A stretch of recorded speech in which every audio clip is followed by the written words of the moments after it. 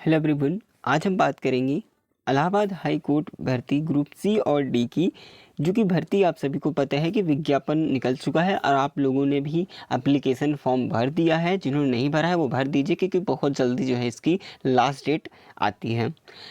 इस वीडियो में हम डिस्कस करेंगे कंप्लीट सिलेक्शन प्रोसेस को लेकर के अकॉर्डिंग टू एक्सपीरियंस।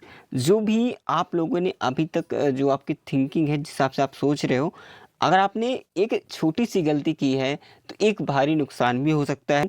कि जो आपकी सिलेक्शन प्रोसेस को लेकर के जो आपको अग्रसर होना है, किस प्रकार से आप इम्प्लीमेंट कर सकते हैं, उस पर बात करेंगे। सबसे पहले आपको पता है कि हिंदी, इंग्लिश और जीएस है, मैथ है, ठीक है। इस पर हम बात करें तो आपको पता ही है कि सभी एग्ज़ामों के लिए सिंपल सी बात है कि भाई जो स्टेज फर्स्ट होगा, ठीक है, स्टेज फर्स्ट जो है वो सभी के लिए क्या है, बिल्कुल सेम होगा। ठीक है, सभी के लिए सेम होने वाला है। वो इसलिए मैं आपको बता दूं, चाहे वो प्यून की मैं बात करूं या फिर स्टोनो की बात करें, चाहे जूनियर असिस्टेंट की बात करें, यानी कि ग्रुप सी हो या डी हो, सभी में जो स्टेज फर्स्ट होगी वो कॉमन एग्ज़ाम होगा, यानी कि बिल्कुल सेम तरीके से कॉमन एग्ज़ाम कराया जाएगा। ठीक है, इतना आपको ध्यान में रखना है। अब ये मत सोचना कि आप जो है प्यून का जो है प्यून के लिए एलिजिबल हो तो आप उसका एग्ज़ाम अलग तरीके से कराया जाएगा, ऐसा नहीं होने वाला है। ठीक है, यानी कि आपका एग्ज़ाम होगा किसी का फर्स्ट और किसी का टू, यानी कि टीयर टू भी होगा किसी का टीयर वन भी होगा। ठीक है, यानी कि वन भी होगा, वो आपके एलिजिबिलिटी क्राइटेरिया पर डिपेंड करता है कि आपने किस पोस्ट पर जो है फॉर्म को अप्लाई कर रखा है। ठीक है, आपको पता होगा कि अगर स्टोनो की बात करें तो सबसे पहले आपको पता है कि स्टेज फर्स्ट होगी, ठीक है, रिटन एग्ज़ाम आपका कराया जाएगा। इसके बाद आपका जो एग्ज़ाम कराया जाएगा सेकंड नंबर पे, सेकंड जो आपका टाइपिंग वगैरह सारी चीज़ें हिंदी इंग्लिश में जो भी चीज़ें हैं यहाँ पर कराई जाएंगी। आपको जूनियर असिस्टेंट वाले भी देख लीजिएगा। ठीक है, ये जो है टाइपिंग टेस्ट कराई जाएगी। तो मैं आपको बता दूँ, उसी हिसाब से आपके मार्क्स बनेंगे।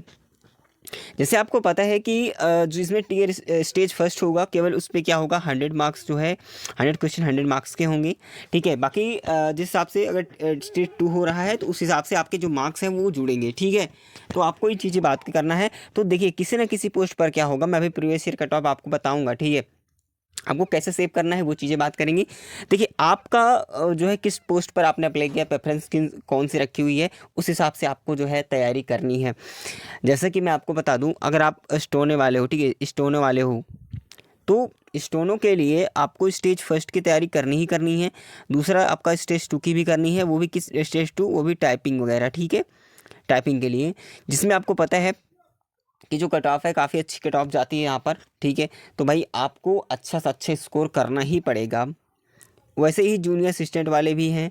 ठीक है, आप लोगों को भी ध्यान रखना है। बाकी जो जिसके टीयर फर्स्ट ही एग्ज़ाम है तो केवल इनको एग्ज़ाम ही देना होगा। ठीक है, जिसका स्टेज फर्स्ट है वो अपने अकॉर्डिंग जो है तैयार करेंगे, जिसमें जो है काफ़ी ऐसे पोस्टें हैं जिसमें आपको 100 क्वेश्चन मिलेंगे, 100 मार्क्स के मिलेंगे, इसी से कट ऑफ आपकी बनेगी। जैसे कि टाइपिंग वाले में क्या हुआ, टाइपिंग का भी मार्क्स जुड़ता है, तो उसमें आउट ऑफ 125 हो गया मान चलिए, तो उसमें से भी कट ऑफ बनेगी। किसी किसी का 200 मार्क्स में प्रीवियस ईयर गया था, 200 मार्क्स में से 172 175 इस तरीके से कट ऑफ भी जाती है। तो सभी जो स्टेज फर्स्ट स्टेज सेकेंड का मिला करके उस हिसाब से आपकी ओवरऑल कट ऑफ जो है वो बनेगी। कट ऑफ पर मैं previous year cut off next video में डिस्कस करूंगा अच्छी तरीके से, उसको डिटेल में बात करेंगे। फिर इतनी आपको क्लियर बातें समझ में आई। तो आपको ये करना है कि आप अपने पोस्ट प्रेफरेंस के अकॉर्डिंग जिस पोस्ट पर आपने अप्लाई कर रखा है उसके अकॉर्डिंग आपकी जो तैयारी है वो होनी चाहिए। तो आज हम बात करेंगे इस बेस्ट बुक के बारे में, जो कि चक्षु पब्लिकेशन की है, और आप सभी को कई वर्षों का अनुभव भी देखने को मिलेगा, जो कि ये बेहतरीन साबित हुई है पिछले कई वर्षों में, जिससे आपको तैयारी के लिए एक बेहतरीन सोर्स मिल जाए। काफ़ी लोग कमेंट्स भी कर रहे थे, तो मैंने यहाँ पर आप सभी को चक्षु पब्लिकेशन की इस बेस्ट बुक के बारे में बताऊंगा, क्योंकि Allahabad high court group C व डी के लिए बहुत ही बेहतरीन ये बुक है। संपूर्ण गाइड के साथ आपको मिलेगी, जो कि आपको नए पैटर्न पर जो है आधारित मिलेगी, नया एडिशन है।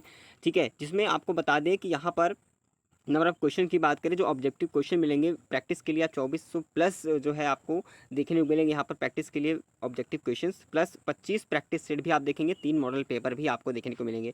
और इसमें सारे जो सब्जेक्ट है वो इंक्लूड है, कहीं पर जो है दूसरी बुक्स परचेज करने की भी जरूरत नहीं है। और हाँ, अगर आपको मॉक वगैरह देना है, ठीक है, तो उसके लिए भी आपको सिंगल सब्जेक्ट्स के भी आपको इस चक्षु पब्लिकेशन की बुक है वो मिल जाएगी, जिसका मैंने लिंक डिस्क्रिप्शन बॉक्स में दे दिया है, वहाँ से आप परचेज़ कर लीजिएगा। और मैं यहाँ पर बात करूँ पैटर्न की अकॉर्डिंग, अगर जो भी चीज़ें हैं यहाँ पर आपने देखा सिलेबस के अकॉर्डिंग, और वो सारी चीज़ें यहाँ पर मेंशन की, पूरा कंटेंट मैं आपको दिखाना चाहूँ तो ये कंटेंट भी आप देख सकते हैं, सारे कंटेंट जो है यहाँ पर दिए हुए हैं, तो आप लोग यहाँ पर और भी कर सकते हैं, जिससे ये बेहतरीन जो बुक है आपकी तैयारी को और भी बेहतरीन बनाएगी, जिससे आप अच्छा परफॉर्म अपने एग्ज़ाम में कर सकते हो।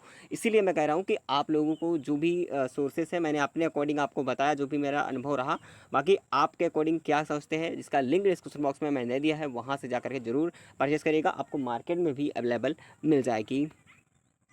ठीक है, और तैयारी आपको बहुत अच्छी करनी पड़ेगी, काफ़ी अच्छी करनी पड़ेगी। मैंने आपको बताया कैसे करनी है, किस बुक से पढ़ना है वो भी बताइए। बाकी आपके पास है कोई भी बुक हो तो उससे भी आप जो है अच्छी तरीके से कर सकते हो, कोई छोटी बड़ी बुक नहीं होती है। जो भी आप पढ़ते हो एक ही बुक को 10 बुकों को जो है अलग अलग पढ़ने से अच्छा है कि आप एक ही बुक को 10 बार पढ़िए, वो ज़्यादा बेटर होती है। ठीक है ना, तो आपका जो भी मटेरियल है आप उससे भी जो है बिल्कुल क्लियर कर सकते हैं, कोई दिक्कत नहीं, लेकिन आपको उसी हिसाब से इम्प्लीमेंट करते हुए पढ़ना होगा।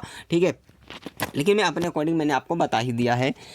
ठीक है, तो अब आपको तैयारी जो है करनी है, मैंने बताई। ये तो मैं नहीं कह सकता कि भाई आपको 200 मार्क्स आते हैं, आपको 100 मार्क्स वाले हैं, तो कई ऐसे पोस्ट है जिसमें 100 मार्क्स में है, किसी में 200 मार्क्स में, किसी में 150 मार्क्स पे कट ऑफ लगेगी, तो वो आपके पोस्ट पर डिपेंड करता है। तो ये मैं नहीं कह सकता कि आपको सेफ स्कोर कितना करना है, लेकिन आपको ये जरूर कहूँगा कि आपको कितना स्कोर करना होगा, आप अपने पोस्ट के अकॉर्डिंग आपकी जो कट ऑफ कितने पे लगने वाली है। ठीक है, तो फिर से बता रहा हूँ, ध्यान सुनिएगा, किसी की 100 पे लगने वाली है, किसी की 200 पे लगेगी। ठीक है, वो आपके पोस्ट पर डिपेंड करता है, वो मैं आपको बताऊंगा, जो नया पैटर्न है उस हिसाब से मैं आपको डिस्कस करूंगा अकॉर्डिंग टू नोटिफिकेशन। ठीक है, और यहाँ पर जो है कभी जो है किसी पोस्ट पर जो है 150 पर होता है, वो आपके टीयर 1 और टीयर 2 पर डिपेंड करता है। किसी में टीयर 1 ही एग्ज़ाम होगा, किसी में टीयर 2 भी होगा। ठीक है, तो उस पर भी डिपेंड करता है, क्योंकि टीयर 2 का भी टाइपिंग का मार्क्स भी जोड़ा जाएगा, जिसमें जैसे कि जूनियर असिस्टेंट हो गया टाइपिंग, ठीक है, उस वाले में, तो उस वाले ध्यान रखिएगा। अब दूसरी बात आती है कि अब आप अपने हिसाब से कट ऑफ देख लीजिएगा कि आपका स्कोर कितना होना चाहिए। देखिए, जितना भी आपका ओवरऑल कट ऑफ लगता है, out of 100, out of 200, out of 150, इनमें से कितना मार्क्स आना चाहिए, तो कम से कम मैं आपको बता दूं, जैसे 100 वाले हैं वो जनरल को लेकर के चलूँगा। जनरल के हिसाब से आपको बता रहा हूँ कि 100 में से कम आपके टारगेट जो होने चाहिए 85 प्लस का होना चाहिए। इस पे भी जो है सिलेक्शन होना मुश्किल है, क्योंकि मैं जो बता रहा हूँ सच बता रहा हूँ। ठीक है, लेकिन 85 प्लस लेकर के टारगेट आपको चलना ही है।